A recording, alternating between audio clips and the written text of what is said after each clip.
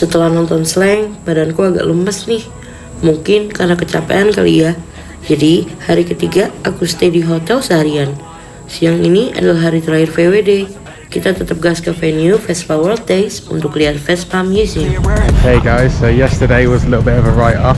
We had a small problem with Dara being ill, but she's feeling a lot better today, so we're out again today. But unfortunately we missed the third day of the event, but it's not the end of the world. There's still some bits open and we've just been to the museum. We'll insert some clips here right now.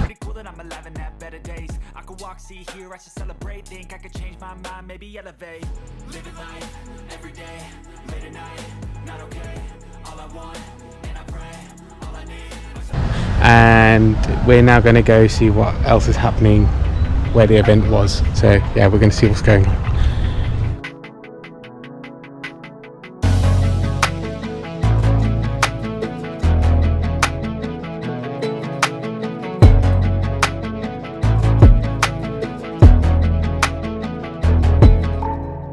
It's extremely hot in Bali today, but seeing the peninsula island from up above gives perspective of how big the event really is.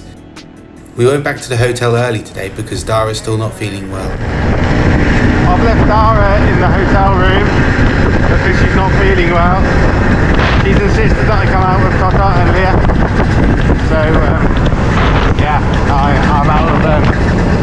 Maybe we'll have a little bit of a different ride now, you know. When the sun goes down, when the sun goes down. Halo, selamat pagi. Udah siang sini. Cuma karena kita bangunnya siang tadi. Hari ini kita mau ke daerah Kintamani, Gunung Batur dan sekitarnya. Mau nemuin Om Yanto anak Bali.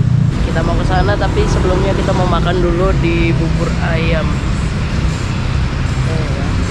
Asik. Tapi kalau makan bubur ayam, saya makannya nggak pakai ayam. Bubur aja berarti.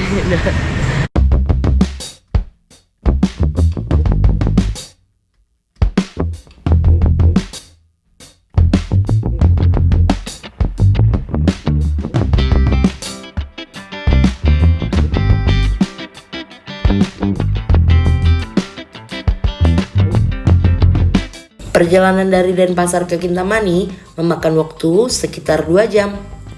Walaupun panas, tapi perjalanan ini bisa dibilang sangat enjoyable.